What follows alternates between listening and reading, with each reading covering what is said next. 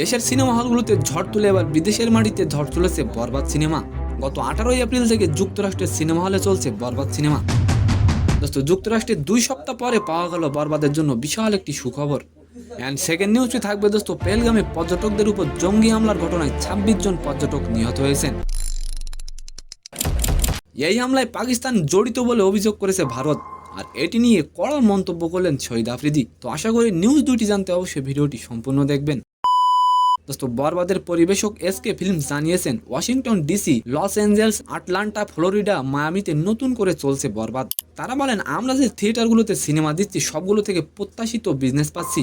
আশা রাখছি আগামীতে দর্শকদের উপস্থিতি এমনই থাকবে। দোস্ত, আপনি অবশ্যই কমেন্ট করে যাবেন বরবাদ কি বিশ্বব্যাপী 100 কোটি কামাতে পারবে। দোস্ত, এসকে ফিল্মসের সিও বলেন, এর আগে অনেক বাংলা সিনেমা নর্থ আমেরিকায় বহু থিয়েটারে রিলিজ করলেও ব্যবসা ভালো হয়নি, বাট বরবাদ যেখানে চলছে সবখানে বেশ ভালো চলছে। দ্বিতীয় সপ্তাহেও যুক্তরাষ্ট্রে ঝড় তুলেছে বরবাদ। অ্যান্ড সেকেন্ড নিউজটি থাকবে দোস্ত, পেহেলগামে জঙ্গি হামলায় 26 জন পর্যটক নিহত হয়েছেন।